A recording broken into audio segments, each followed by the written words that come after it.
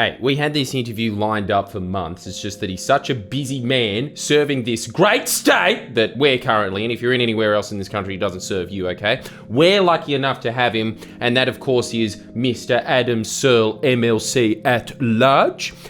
We just found this out, the machine is thinking of replacing him. Insanity. That is like in the 90s, the Chicago Bulls going like, oh yeah, what are we going to do for this lineup? Get rid of Michael Jordan? Yeah, let's just replace him with, I don't know, Bilbo Baggins. Why? He's the best guy you have. I understand that there's a lot of internal politics and all this shuffling and all that kind of stuff, and then you would move people out and then other people get changed in, depending on like your proclivities and your flavors and stuff. But surely at some point, raw merit comes down to it. Who else gets results like Searle? You've seen that man in Parliament. Not only is he extremely effective, dude, when we put him up on YouTube, there's a reason that we keep doing it. It's because we get a part of that click game, yo. He has people at BP coming up to him and being like, yeah, Searle, big fan of the fact that your hair kind of looks like Colonel Sanders and the fact that you're able to take down Liberal MPs really well. No one else is going to get those numbers. He's up there with Isaac Butterfield taking down cyclists, but he's going through really boring papers, but he does it with style. What is New South Wales Labor thinking? I honestly think they're just sleepwalking through this one. So guys, maybe this is an idea. Just if you really like Searle and the contribution that that man has done to this great state, write an email to Chris Minns or the General Secretary of New South Wales Labor, Bob Danver, and just say, why? Can you, come on, why? He's just, I'm sorry, but can't you just recognize real? Why would you want to strip yourself of that level of talent? It just seems weird to me, you know? It's like, I know I'm just going to be using another analogy here, but it's just like One Direction minus Harry Styles. I mean, they're going in a different direction now. They are going in another One Direction, but it's a shit direction. Anyway, just enjoy our interview.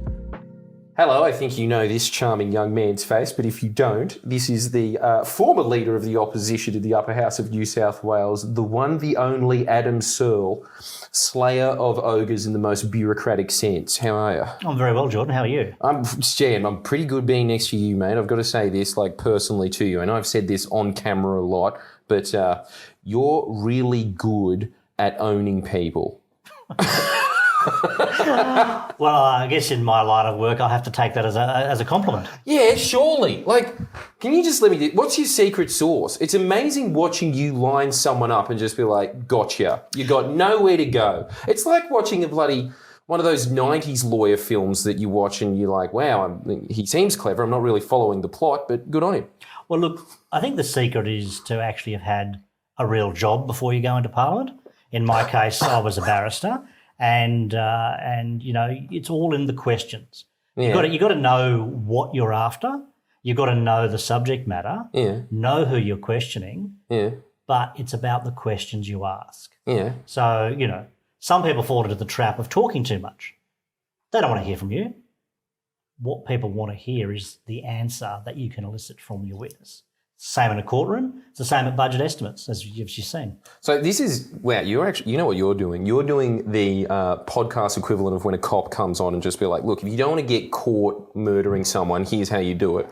But really, so the thing that everyone falls into is they say too much, where it actually should be. You guys are always just saying like, shush, yes or no question, and they never give a yes or no question. Is that what you're looking for? You're looking for them to not do that? No, I mean, in one sense, it's, you know, you've got to get an answer from them, yeah. But the answer will reveal, you know, whether you're on the right track. Sometimes you start, you know, there's a theory, there's been a cover-up, you know, you're after secret information, you ask the questions. The more they obfuscate, the more they don't give you an answer, the more it suggests that, you know, there's something to hide. Mm. Whereas if they simply go, well, the answer is X, and sometimes it's more simple than you might have expected. And then, you know, you've been barking up the wrong tree. But in politics, you'll find that they are often wanting to not give answers because they are trying to hide things. Governments always try to hide things. And that's why, you know, you've also got to do your homework before you go into the hearing to say, look, this is what I think's happening. And I just try and get the information to get it confirmed if you can. I've got to say, you're an extremely useful asset to New South Wales because I don't think that many people are able to do it quite like you are. You've gotten so many gotcha moments over the years, you know? Like, you are what journalists think they are in their heads. Well, again, very, very kind of you to say so. But look, budget estimates wasn't always like this, and the upper house wasn't always like this. When I first came into Parliament in 2011, even for the most senior minister, you might get a 2 or 3 hour budget estimates. The opposition would be very lucky if they got 3 lots of 20 minutes to ask questions. But what happened after the last state election, working with my Labor colleagues, working with the non-government parties, we rewrote the rules of the upper house, and one of those was to make much more extended budget estimates hearings, full days for each portfolio, ministers in the morning, public servants in the afternoon, full days per portfolio twice a year. We put that in place, which has given not just the opposition, but the crossbench, the Parliament, the ability to really dig into what government is doing in each portfolio. So that was you. You pushed for that. I did, as leader of the Labor Party, leader of the opposition in the upper house, working with my team, working with the Greens, the Shooters, Animal Justice. One Nation were very reluctant. They were very sceptical. Why do you reckon that's the case? Why did they didn't have enough questions? No, they started off being apologists for the Liberal National Government.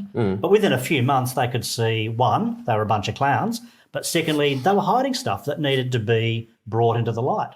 So we created, if you like, a transparency and integrity agenda.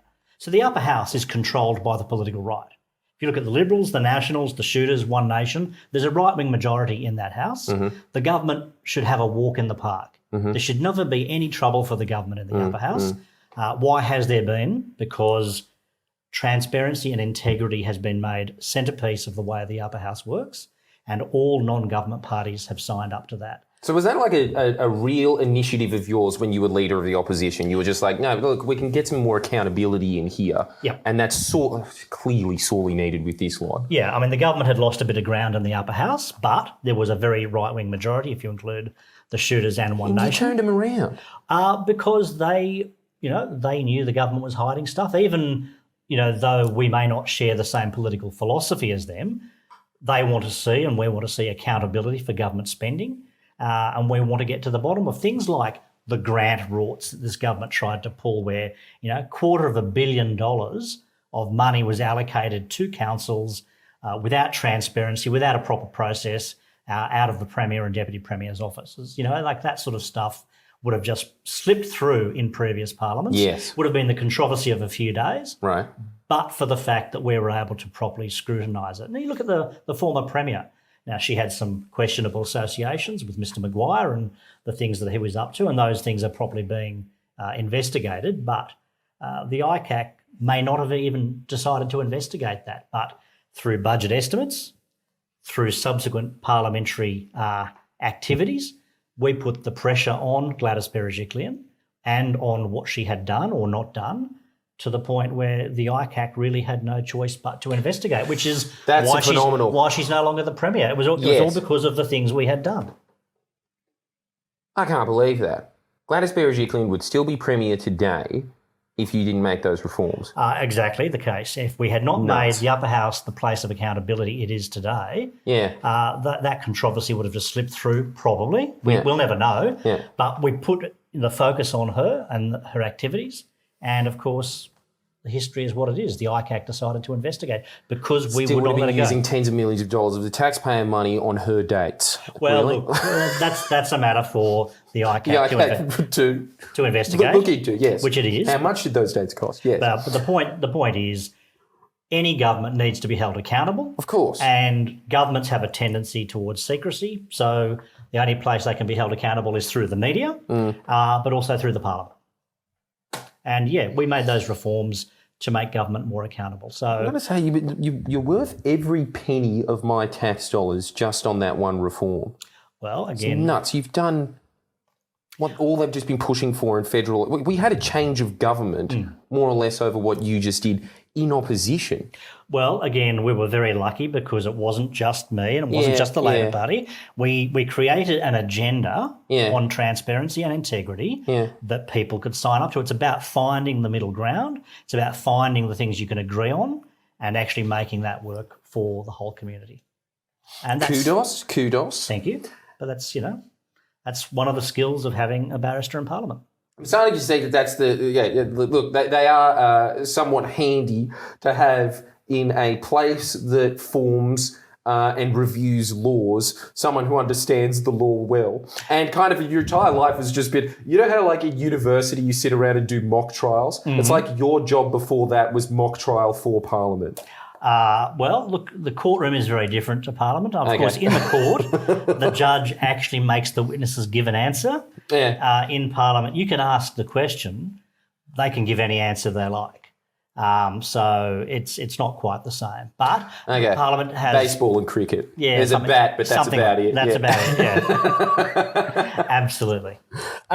Well, now that you've accomplished that, which, it seems, I don't know, like a fairly minor, really, things that take down premiers. What's the case for a Labor government now? Well, look, Labor has been out of government for, nearly 12 years. The Liberals and Nationals have pretty much sold everything that's not nailed down, but they've left huge crises in our hospital system.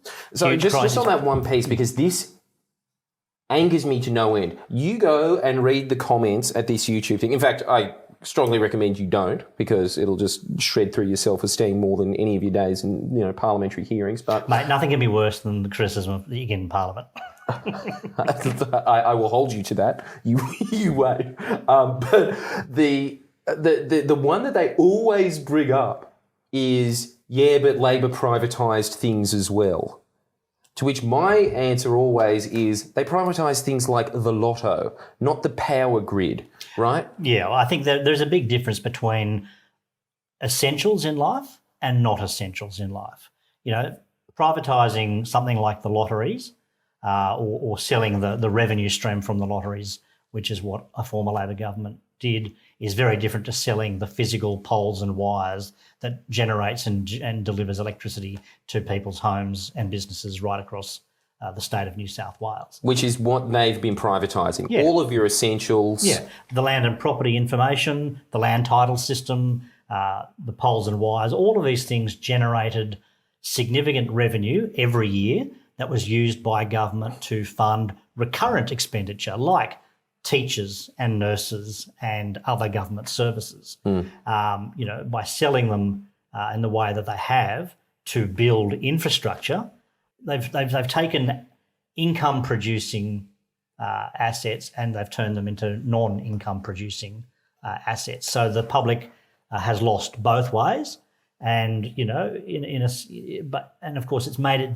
difficult for government to then fund services, which is really the Liberal agenda. They don't want government to be able to act as a change agent to actually make a difference in people's lives, which is why they have systemically disabled the state from being able to fund these things, which is, that's the Liberal agenda. That's their agenda, as you say, but when you ask them about this in Parliament, what do they say? What's their excuse? Oh, look, they always retreat behind sort of, technocratic speech, value for money, we're changing an asset from this into that, we're building all these new wonderful things. But, take the motorways like WestConnex. It was meant to cost $10 billion. It's cost closer to $20 billion, and then they've sold it. I don't get it. They've built another asset, but then they've sold it. So the motorists end up paying for it twice.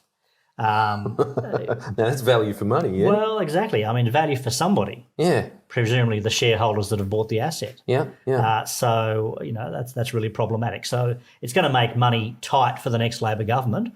But, there's been a decade of neglect or more, and that Labor will need to rebuild TAFE, rebuild our schools and our medical services because, they're stretched to breaking point. My daughter is a nurse in the public health system. The stories I hear from her about chronic understaffing and overworking of health professionals right across the system, it just make you cry. There's something really profound needs to be done to fix this. And, it can't be fixed overnight. So this is what I always thought was the long-term effect of just this back and forth between Liberal and Labor governments is that every time the Liberals are in, they successfully do something else to permanently disable government so it's just less effective forever. Because they essentially don't believe in government as an institution making a difference in people's lives. Their theory about government is if something can make a profit, it should be in the hands of the private sector so their mates can make a buck. That's their essential philosophy. It's so scary. Well, I mean... I don't know how you just sit there for like 10 years listening to them just make all these announcements. You go mad, especially because no one listens. Well, it's very frustrating because people, don't always pay attention to what happens in Parliament, understandably. But it does make a difference, and it's really important. The laws that Parliament make affect people's everyday life, which is reasons why people should probably pay a bit more attention about what their parliamentarians do. Especially state. Particularly state, because it's particularly state. All the basic services are still delivered by state governments. Obviously federal governments are very, very important, but state governments deliver hospitals, schools, roads, all that sort of, the child protection system, policing, the courts and the legal system. All of that is governed by the states. So it's pretty much the same deal as what happened on a federal level. Once you guys are in, you can't really expect miracles for at least a couple of terms. Really, you'll just be rebuilding severely depleted public services. Well, look, certainly there is a big task for the next Labor government, in a whole range of areas, not just in, schools and hospitals. And it will take a significant period of time to turn those things around. I mean, The Liberals and Nationals have had 12 years to drive things into the ground. It was, I think it was 2011 or 2012 when they took $1 billion out of TAFE and, lifted the fees for a lot of courses and closed TAFE campuses, particularly in country areas. You can't just turn the clock back, but it's much easier to do bad things in public life. You close institutions, you cease funding them. It's much harder to build institutions, which takes time and time to make a real change in people's lives. But that's what Labor governments do. I know, but that's what I hate about the public's perception of Labor governments. You see it with Albanese at the moment, right? It's just like he's just like, I don't know, holding a bunch of hearings and inquiries about what actually needs to be done because a lot of this stuff was just kept in the dark by the Liberals, just not allowing this stuff out to go into public, so they even need to know what the government is actually capable of doing at the moment. And then what do you get in the press? Everybody saying, well, they're not doing anything. What are they actually doing? Which is exactly what you just said then. It's so hard to build something. It's very easy to knock it down. It is. And, the media has traditionally not been very positive towards Labor. But, the federal government has been in office for just 3 months. They have not yet delivered their first budget. I think people will be very pleasantly surprised when they see what difference the Labor government can make over a 3-year period. Yeah. I also agree, just so you know. But the other one that I wanted to talk about is actually, because you were talking to me about this actually off camera, housing affordability. Like, how does the state help with that? Well, look, obviously the state and councils control the rezoning of land, which obviously affects its value, decides whether or not land is commercial or is residential. If you rezone from commercial to residential, it can sometimes triple or quadruple its value. So what you can use land for, it makes a big difference to its value.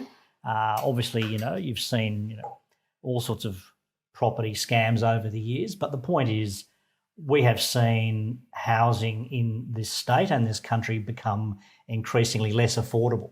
My daughter is a nurse. She will never be able to live in Greater Sydney on a nurse's wage. No. You've got paramedics, you've got teachers, you've got police, all of whom are in a similar category.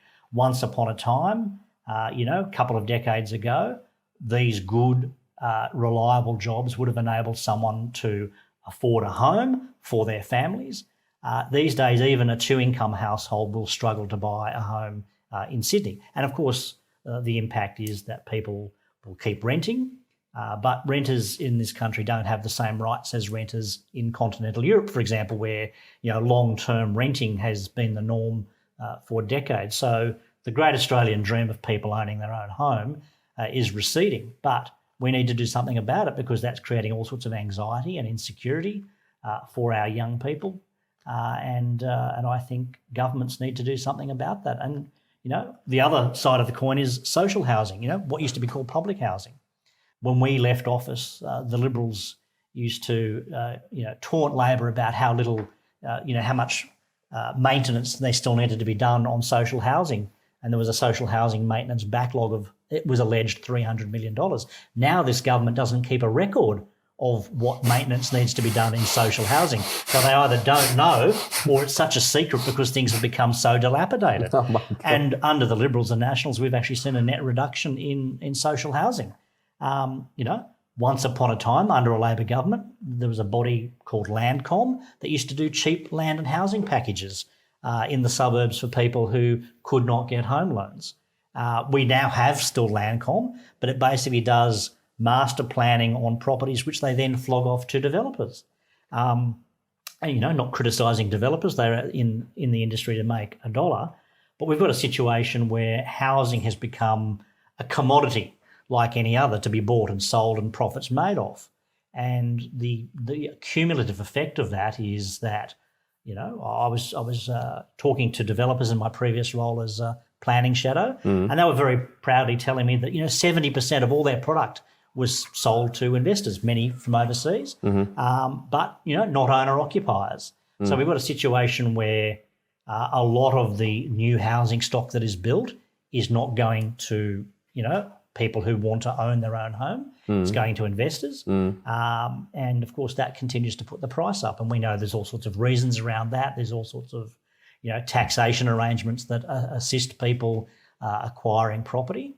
But I think, But there is actually things on a state level that you can do. Well, imagine if you took Land and Housing Corporation, which owns all the social housing stock, and you maybe married it with Landcom, which, is the state-owned property developer, and you use the sort of commercial activities of Landcom and the profits they make from development to actually build houses pitched towards teachers, nurses, paramedics, people who deliver services to the general community in areas where they work, where they would want to live, and use the profits from that sort of property development arm to renovate and extend social housing. Imagine if you did something creative and imaginative like that with the institution of government. On the one hand, you could actually make housing affordable for younger people, not just in those occupations, but at those sort of income brackets. And at the same time, you could actually provide renovated housing stock for people who aren't able to earn enough to put a roof over their own head. So is that Labor's vision, is it? Well, it's certainly when I was the Shadow Minister for Housing and Planning, these were views that I'd put forward. But these are just examples of things that you can do in government if you are in government to pull those levers. I'm not saying these are Labor's current policies, but these are things I think that future Labor governments really need to look closely at, because providing housing that is affordable to the next generation of Australians and New South Wales residents, like my children, people your age, Jordan, it's really important because without that kind of market intervention, the way the market's now working, young people will just keep missing out and they won't be able to own their own home. They'll be renting forever with all the lack of security that gives. I mean, the biggest cause of poverty, in older people, particularly older women, is not owning your own home. Now, owning your own home has been the great Australian dream. If that's not going to be available to the next generation, governments need to be straight with people, and then we need to make adjustments, as they have in Europe, about making sure renters have much more profound rights than they currently do, or you need to intervene in the way I've sort of briefly sketched out, by using the institution of government creatively and imaginatively to not just generate more housing stock, but housing stock that people can afford. See, the problem is everyone talks about let's build more homes and units. That'll bring the price down. I hate that argument. Well, it's part of the solution, but it's not the only solution, because to flood the market enough to bring prices appreciably down, you'd need to increase production to an unfeasible level. And you just don't have the workforce to do that, even if that was a good idea. So it's really about making sure that as you build more housing stock, that people who are teachers, nurses, paramedics, and in those income brackets can actually realistically afford to buy a proportion of those properties. And, it's not rocket science. It's not rocket science. I've got to say, though, like it is truly dystopic what the Liberals have done on a federal and state level to housing affordability, to the point now that you are looking at firefighters and policemen and nurses that will essentially need to be living in housing commission, and that will be their best option. Well, they won't be living in housing commission, Jordan, because there isn't any housing. There's not enough housing commission available. But that's what I'm saying. Like the best option now is kind of just like, hey, yeah, those Waterloo flats. That's for you. Proud serviceman that saved a family from bushfires. And it's just like there's nothing that. And this is the whole thing. I do not blame Labor governments for this because there is nothing that you can do once there is that much wealth concentrated in the economics of housing. Like it's just this block. You need to create a sort of a housing market for that part of the workforce and for people in those income brackets. I know. And you've got to use the power of and the institutions of government creatively and imaginatively to do that, to make sure that that great Australian dream is able to be shared by the next generation. Well, can I just whinge to you about the classic Gen Y complaint? Please do. I was looking at the house that my dad sold when I was a kid, and I was looking at buying in the same street, and I realised, Jesus, if prices were the same when my dad sold them, I could buy 10 houses on this street for the price of one. Yeah, I mean, that is like. I mean, look. Come on, man! I'm like a celebrity here. I'm dying. Like, what the hell is this all about? Like, how is the average person going to get anything? They can't. Well, they can't. I mean, you don't have to go back that far. Where once upon a time, a single family income would buy a home for the family. Now we have people needing at least two incomes to do the same, and sometimes to buy something in bloody Blacktown or something. Well, it's like far out. The point is, housing has been treated as a market and a commodity, like any other, and it's been sort of bought and traded to the degree that we see now where people are priced out.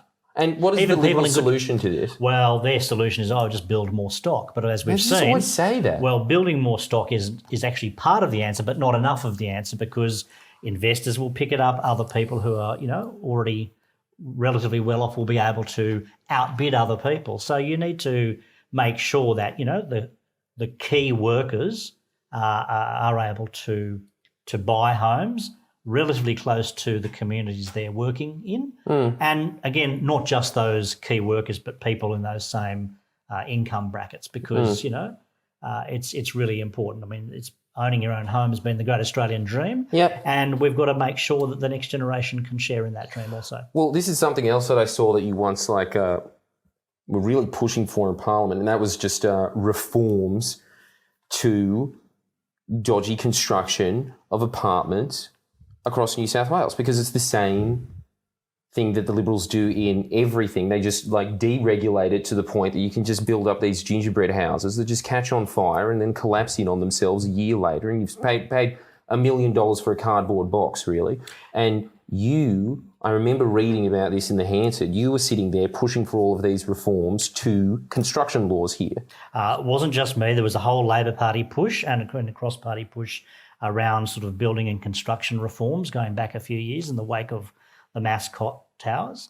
But it all started with making sure that engineers were actually properly registered in New South Wales. I think we were the only jurisdiction where people could call themselves an engineer without being registered. So vets, doctors, nurses, all had to be registered and accredited. Well, so it was like the Middle Ages just being like, I'm a doctor, I am. It was that. Well, engineers did not need to be properly accredited and registered. And even today, the government has botched the implementation of that very basic reform.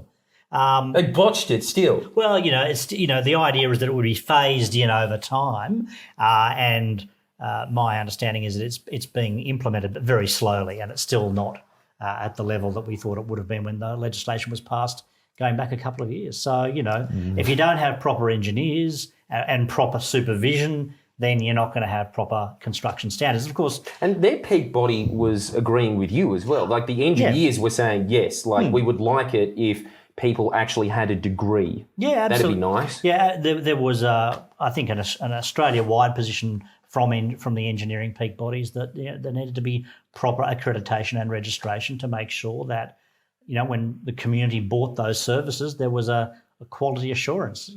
It shouldn't be a big ask in the 21st century, you would think. It's truly astonishing what a small group of wealthy oligarchs the Liberals will bend over backwards to service. Like, if you're saying, like, it's just basically all of society versus, like, a few, I'm guessing, construction companies or something that just want cheap engineers, or there must be some reason that they're not implementing these properly. Look, we've seen a whole sort of history of, deregulation, which, people say would reduce costs. But as you've seen, buying, new homes, new apartments hasn't gone down. Yeah. And so all of this sort of deregulatory approach has led to lesser quality in parts, not universally, of course, but to the point, where if you're looking to buy a new apartment, people will tell you there's a certain period of time in which not to buy an apartment. Look at when this apartment was built, and if it's and if it was under O'Farrell, back out. You don't buy those things. No, because of the potential question mark over the quality. I mean, yeah, fair enough. I mean, we're in one of them now, and look at the slant that we're on. I mean, Adam Searle looks a lot shorter than he does, and there's nothing we can do about that. That is a construction problem. And so there's all unintended consequences, is what I'm saying. Now, the other one as well is that obviously the Labor Party, I'm really sick of this because I really do not like how the Greens get like a full run on this. When, like, if you really look at the record of every proud major environmental achievement in this country, it's always the Labor Party at the helm of it, pushing it to this, levels of environmental protection that would make all of those hippie European countries shrivel. Like the things that you guys have done on a federal level that you were pushing for under Shorten actually as well. Like those are things that Scandinavian countries would be like, geez, check out these tree huggers, Like, and I hate how you guys always get sidelined as just these like evil in bed with coal people, and it's like, can we look at some stats here? Like, every time you guys are in power, you push it forward. Wasn't Bob Carr the first one in this country that was basically saying, like, we need a price on carbon? Yes, in fact, the first carbon trading scheme in Australia was under the Carr government. And, of course, it's a matter of record that the sort of approach to sort of carbon under the sort of, Rudd and Gillard governments was opposed by the Green political party. But, obviously the federal Labor government under Anthony Albanese is getting a better run in this parliament with Labor's climate change program passing the parliament, which is a landmark. For the first time, Australia as a nation has a carbon emissions reduction target. I know there's been a lot of speculation about whether it should be this figure or another figure, but we now have a figure of 43%. At least 43%. And if we can do better, we will do better. But, there is that target. So what's New South Wales' story then?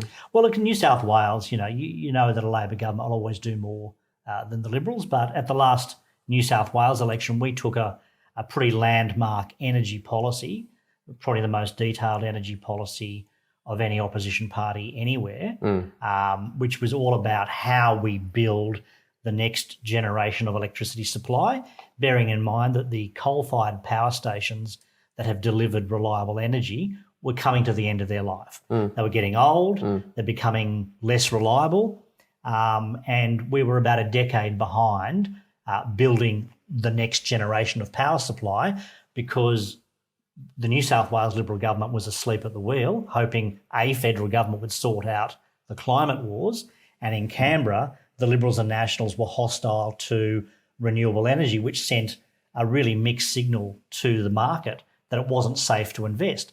The market was terrified that a state or probably a federal Liberal government was going to underwrite a new coal-fired power station, or there was always discussion about the madness of nuclear power. So the market couldn't invest safely. And so we came up with a policy in New South Wales, Labor, that actually said, here's how you can do it.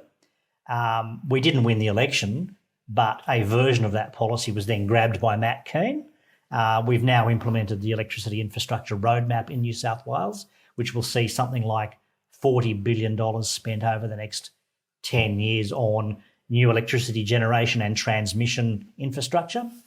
The challenge is to make sure that that investment actually builds jobs in the Illawarra, in the Hunter, in other parts of New South Wales, and actually provides opportunities for New South Wales businesses to actually really diversify the economy. So that's something only a Labor government will focus on, even though the Liberals have taken some of that policy on board, not because they wanted to, but because the crisis in New South Wales was so deep and so bad, because we were so far behind actually getting our act together to make sure that in the future we're going to have enough power being generated here in New South Wales for New South Wales's homes and businesses. Again, we came up with the plan.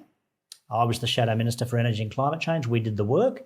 The government has done a version of that, not exactly how we would have done it, but 2 years on, very little has happened. I think they're going to have their first auction before the end of this year in terms of getting the private sector to bid in for constructing new energy generation.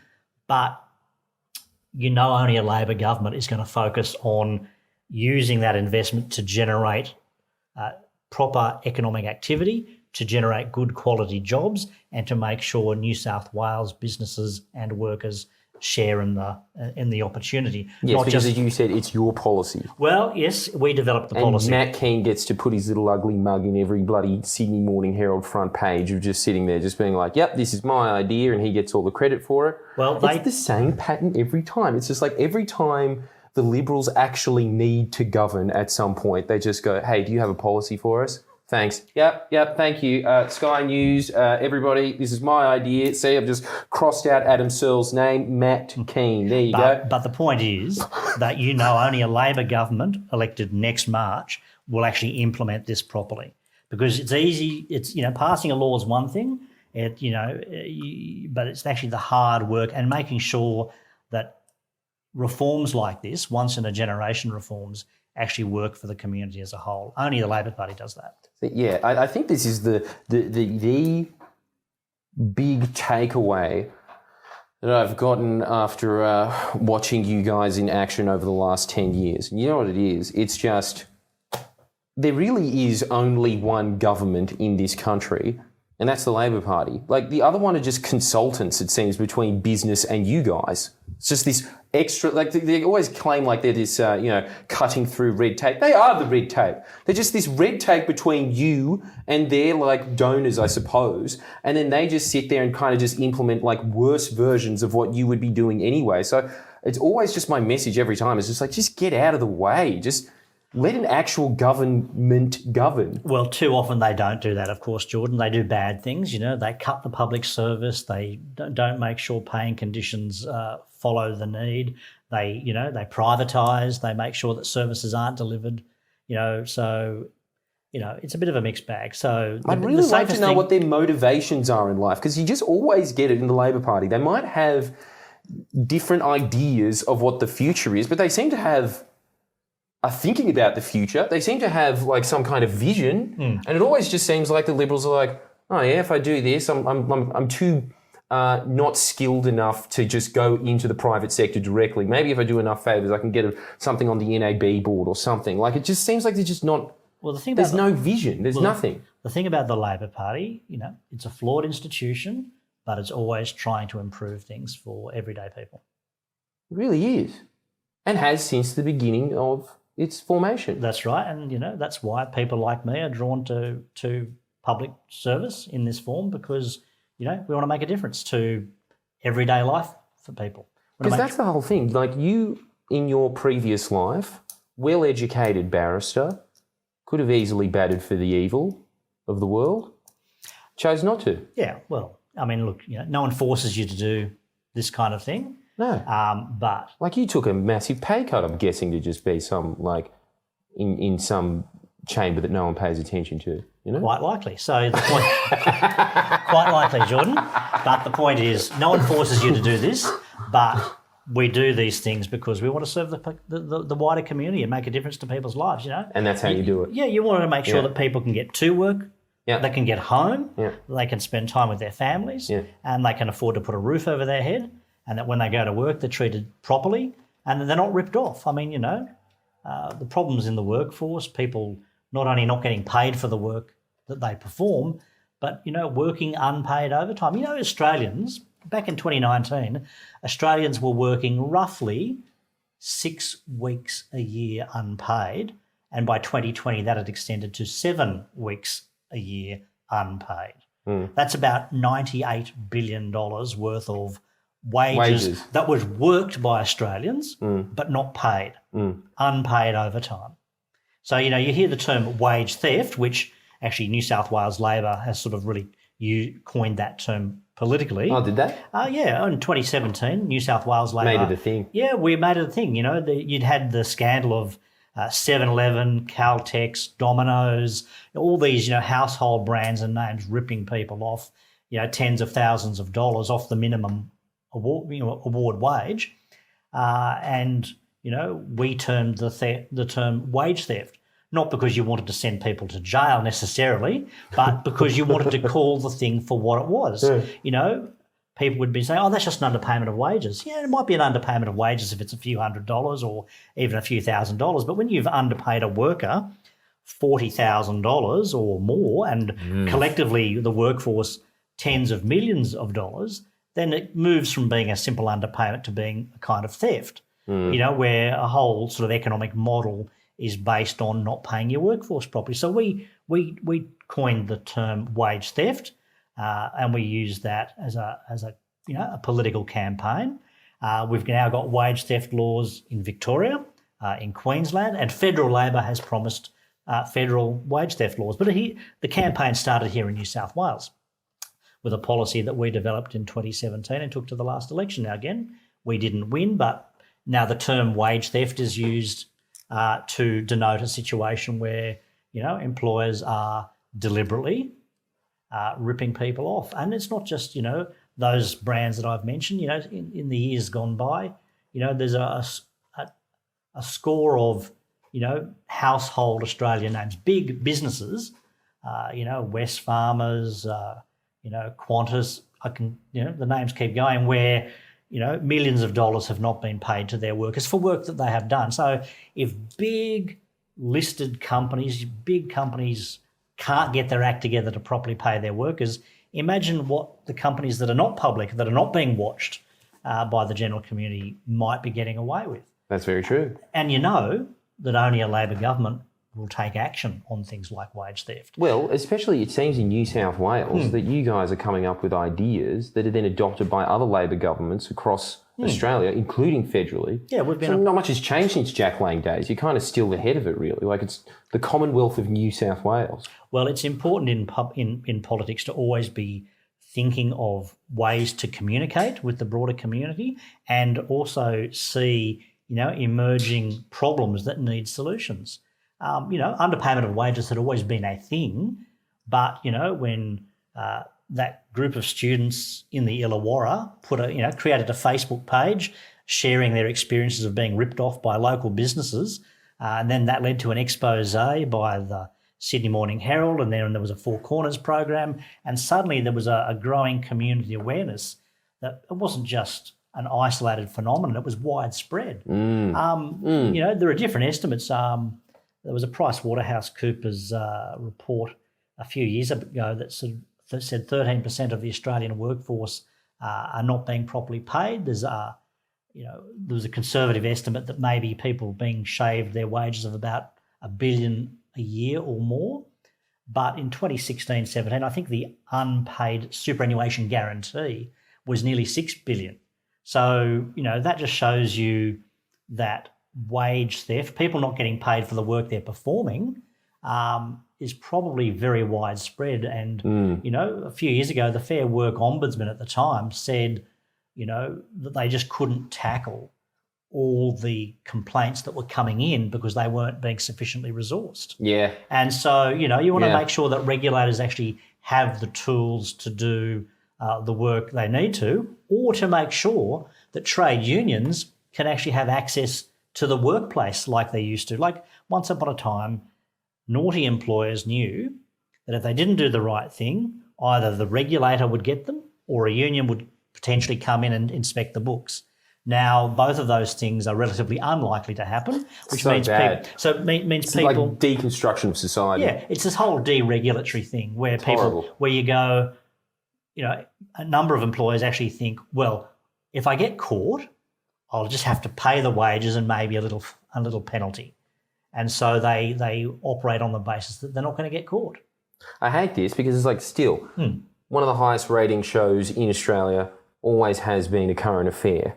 Now, that'll obviously dip a lot when Tracy Grimshaw's not there because she's so vital to the show. But once that goes, like, I think that the huge appeal of it is that they're just constantly outing dodgy tradies, right? And it's just like, that is the Labor government in action all the time, but without a camera. If only you had a camera just walking around with you guys just being there, being like, you better watch your back, mate, otherwise you'll be in fair trade in a second. Like, people need to know that. Like, you catch more, like, dodgy tradesmen than A Current Affair has done in its entire career. You'd be people's champions right there. Like, there's so many of those things that you're talking about, right? Like, all of these, like, illegalities that just purely just to, like, really allow it easier for, like, big business, I suppose, but just, like, that affects all of society down. Like, every trade and transaction that's happening, if there's no like red tape or someone actually sitting there watching it over, like, you get ripped off. Well, it's not just that, Jordan. I mean, over the last 10 years, people have not been getting fair pay rises. They're working harder as well as longer for the same, or in some cases, less money. So that's one thing. But when it turns out people aren't even getting paid for every hour that they're working, you're not only talking wage theft, you're talking about time theft. Yeah. That's time that people aren't spending with their families, aren't spending, doing the things that, I mean, we don't... Timeshare slavery. We don't, live to work. No. We work to be able to afford a life for ourselves and our families. Yeah. But, again, as I said, the statistics are clear. Australians are now working up to 7 weeks unpaid every year. Nearly $100 billion worth of unpaid wages. Yeah. And then you go, but what about the hours for which you are getting paid? We still see that wage theft is a real thing. And again, the Labor Party has made wage theft and tackling it front and centre, whether it's state or federal. That Labor governments will act on this. Yeah. Really just getting what you owe and what you paid for in life. These are basic functions of a Labor government. Yeah, well, the Labor Party was founded on the notion that people who went to work had the right to be paid fairly for their work, to work in safe conditions and be able to go home and be with their families at the end of the day. Yeah. That's what the Labor Party was founded on. Yeah. And those that historic mission remains as relevant today as it did 120 years ago. Mm-hmm. Mm-hmm. Thank you for reminding us of that, Mr. Searle. Pleasure. And thank you for your service. Come on, you saw how much that man cares about the Labor movement. That is an asset that you don't want to junk for no reason. Can you just email your local MP if they're part of the Labor Party, or the current leader of the opposition, or the General Secretary of New South Wales? Can you just email them saying that you want to keep Adam Searle in the upper house? Because for Christ's sake, there is literally zero chance of Labor winning the next election without Adam Searle catching Gladys Berejiklian out on that stuff. I mean, I know that he was being really modest about his contribution to that, but you've seen him in action. That is purely because of that man's doggedness, his tenacity, and his just raw intelligence. He's able to go through all of those pages and be like, something doesn't add up here. And something doesn't add up here. That's all I'm saying. Like, he deserves another term. Thanks for watching. Please share and comment below. Comment.